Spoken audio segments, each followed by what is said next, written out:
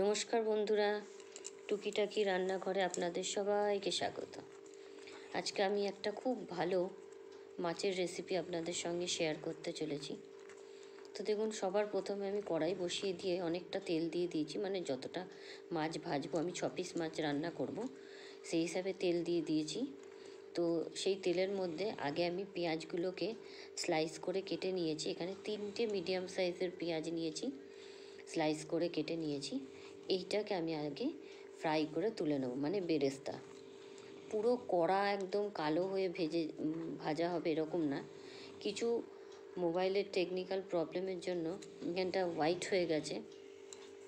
এটা পেঁয়াজ ভাজাটা দেখুন, পেঁয়াজ ভাজাটা আমি ভেজে তুলে নিলাম। কিচ্ছু না, সিম্পল যে আমরা বেরেস্তা বানাই ওরকম পুরো কড়কড়াও ভাজা করব না, কিন্তু বেশ ভালোই লাল মতো পুড়ে না যায়, একদম কম স্টিমে আমি ভালো করে পেঁয়াজগুলোকে ভেজে আমি তুলে নিচ্ছি। এই যে পেঁয়াজ আমি ভেজে উঠিয়ে নিয়েছি।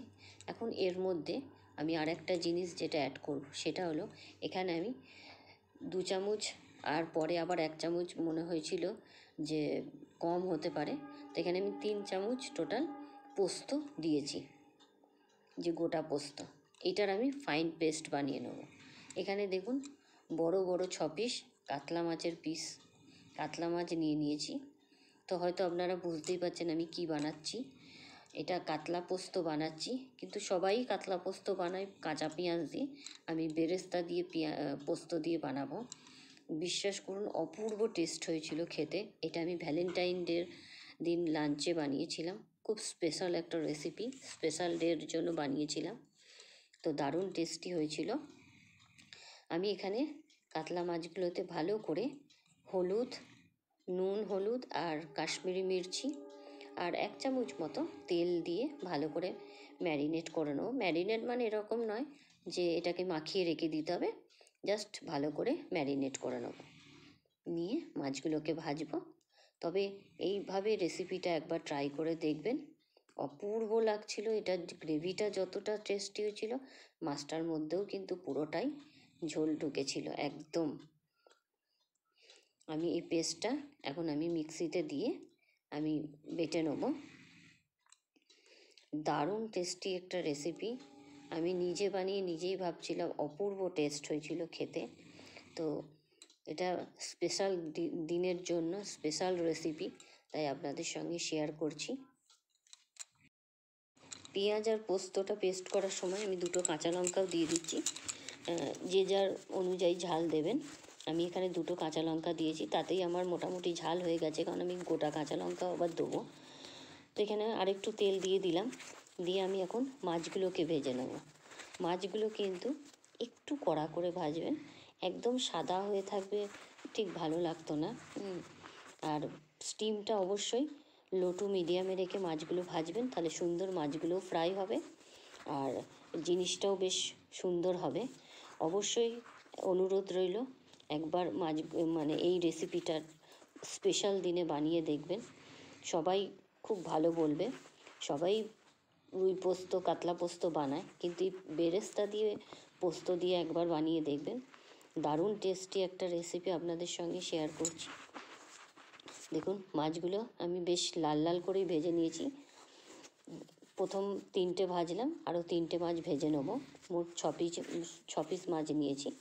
তো নতুন বন্ধু যারা আমার ভিডিওটি দেখছেন, অবশ্যই আমার চ্যানেলটিকে সাবস্ক্রাইব করবেন, আর সাবস্ক্রাইব করে বেল আইকনটি প্রেস করতে ভুলবেন না। লাইক করবেন, শেয়ার করবেন, কমেন্ট করবেন। যারা আমার পাশে আছেন বা থাকছেন, অবশ্যই আমি তাদের পাশে থাকবো। হয়তো সঙ্গে সঙ্গে রিপ্লাই দিতে পারি না, পরে কিন্তু আমি ঠিকই রিপ্লাই দেবো। দেখুন, এখানে আমি তেলের মধ্যে কালো জিরে আর কাঁচা লঙ্কা, একটা চেরা কাঁচা লঙ্কা ফোড়নে দিয়ে দিলাম। কিচ্ছু না, সিম্পল রেসিপি, কিন্তু সিম্পলের মধ্যেও অসাধারণ। বলে না, সাধারণের মধ্যে অসাধারণ, সেই হলো দারুণ। বেশ কালো জিরেটা থেকে সুন্দর একটা গন্ধ বেরোলে তারপর আমি এর মধ্যে দিয়ে দেবো হলুদ। আর এই সময় অবশ্যই স্টিমটা, যখন কালো জিরে কাঁচা লঙ্কা দেবেন, স্টিমটা মিডিয়ামে রাখবেন। যখন হলুদ আর কাশ্মীরি মির্চিটা দেবেন, তখন অবশ্যই স্টিমটা একদম লো করে দেবেন, নালে বন্ধ করে দেবেন। তাহলে মশলাটা পুড়ে যাবার ভয় থাকবে না। আমি এখানে অল্প একটু জল দিয়ে দিলাম, 2-3 চামচ মতো জল দিয়ে দিলাম, যাতে মশলাটা পুড়ে না যায়, কারণ তেলটা অনেকটাই গরম হয়ে গেছিলো। একদম লোতে রেখে, গ্যাসের স্টিমটা লোতে রেখে তারপর হলুদ আর কাশ্মীরি মির্চিটা মিক্সড করবেন। বেশি না, 2-1 চামচ মতো জল দিলেই হয়ে যাবে, বেশি দেওয়ার দরকার নেই, যাতে মশলাটা পুড়ে না যায়। এবার ভালো করে মিক্সড করে নিন। মিক্সড করার পরে এখানে আমি যে পেস্টটা বানিয়েছিলাম, মানে বেরেস্তা আর পোস্ত আর কাঁচা লঙ্কা যে পেস্টটা বানিয়েছিলাম, এটাকে আমি দিয়ে দিলাম। দিয়ে এখন আমি ভালো করে মিক্সড করব। পোস্ত এটাও দেবার সময় ফ্লেমটা লোতেই রাখবেন, মোটেই হাই করবেন না, লোতে রেখেই মিক্সড করবেন। দেখবেন খুব সুন্দর একটা টেস্ট হবে। মশলা পুড়ে গেলে কিন্তু সেটার টেস্ট অন্যরকম হয়ে যায়। আর পোস্ত দিয়েছি তার জন্যই বলছি। আর পেঁয়াজ তো অলরেডি আমাদের ভাজা করাই, সুতরাং আমাদের হাই হিটে কোনো দরকার নেই, লো ফ্লেমেই সুন্দর করে এটাকে কষাতে থাকবেন। কালারটা দুর্দান্ত এসেছিলো, দুর্দান্ত আসবে, টেস্টও দুর্দান্ত হয়েছিল, সবার খুব ভালো লেগেছে, তাই আপনাদের সঙ্গে শেয়ার করছি। এখানে আমি নুন দিয়ে দিলাম, বেশ পরিমাণ মতো লবণ দিয়ে দিয়েছি। এরপরে আমি এখানে দেখুন মশলাটা কতটা তেল ছেড়েছে, পুরো ভাজা ভাজা মতো হয়ে গেছে। এবার আমি এখানে 2-3 চামচ মতো টক দই, রুম টেম্পারেচারের টক দই ফেটিয়ে রেখেছিলাম আগে থেকেই, ঠান্ডা দই দেবেন না, বার করে রাখবেন আগে থেকে, রান্না করার আগে থেকে রুম টেম্পারেচারে। আর দইটা অবশ্যই ফেটিয়ে দেবেন, আর গ্যাসের স্টিমটা লো করে দেবেন। দিয়ে ভালো করে এখানে মিক্সড করবেন দইটা দিয়ে। দেখুন পুরো মশলা আমার কষানো হয়ে গেছে, মশলা থেকে তেলও ছেড়ে গেছে, একদম সুন্দর তেল ছেড়েছে। এইভাবে যেভাবে করছি এইভাবে করে দেখবেন, ভালো করে কষাবেন, লো ফ্লেমেই কষাবেন, জিনিসটা খেতেও খুব ভালো হবে আর ভালোও লাগবে। এবার আমি এখানে পরিমাণ মতো জল দিয়ে দিলাম। এখানে এবার আমি পরিমাণ মতো জল দিয়ে দেবো। খুব বেশি ঝোল করব না, আবার খুব বেশিও যে গ্রেভি হবে তাও না, কারণ ঝোলটা প্রথমে জলটা একটু বেশিই দিলাম। এখানে আমি 2 বাটি মতো জল দিয়েছি, কারণ মাছগুলো দেবো, দিয়ে মাছগুলো ভালো করে ফুটবে, আর মাছের ভেতরেও যাতে ঝোলের টেস্টটা ঢোকে, পোস্তর টেস্টটা ঢোকে, তার জন্য এখানে আমি একটু জলটা দিয়েছি। দেখবেন মাছটা দেওয়ার পরে যখন ফুটবে, ফোটার পরে অলরেডি ঠান্ডা হলে এটা আরেকটু বসে যাবে, তাই আমি এখানে দেখুন ফুটে গেছে। এখানে আমি কিন্তু কোনো রকম ধনেপাতা ইউজ করিনি, যেহেতু আমি পোস্ত দিয়ে বানাচ্ছি, তাই আমি ধনেপাতাটা, আমার ভালো লাগে না পোস্তর মধ্যে ধনেপাতা দিতে, আপনারা চাইলে দিতে পারেন, আমি দিইনি। আমার ঠিক পোস্তর সঙ্গে ধনেপাতা ভালো লাগে না, পোস্তর টেস্ট পোস্ত, এর সঙ্গে ধনেপাতার টেস্টটা একদম আলাদা রকম হয়ে যাবে, তার জন্য আমি এখানে ধনেপাতাটা দিইনি। কারোর যদি মনে হয় তো দিয়ে দেবেন।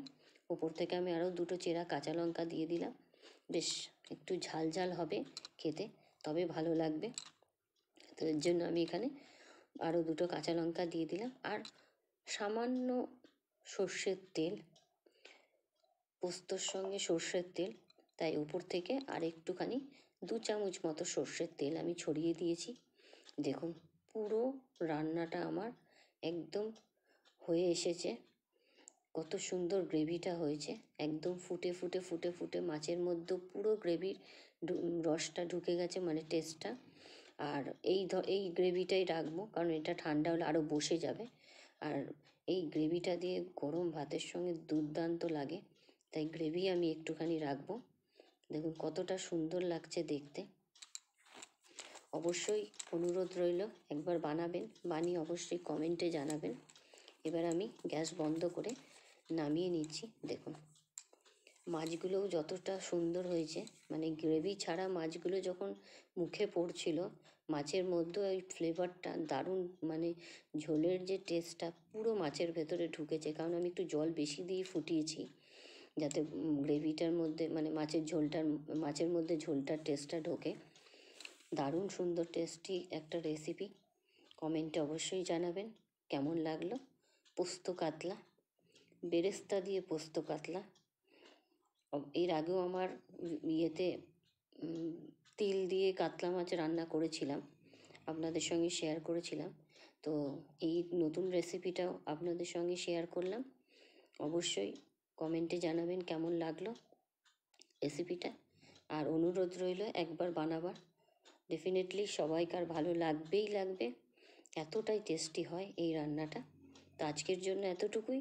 আবার আপনাদের সঙ্গে দেখা হবে নতুন কোনো ভিডিও নিয়ে। Bye bye.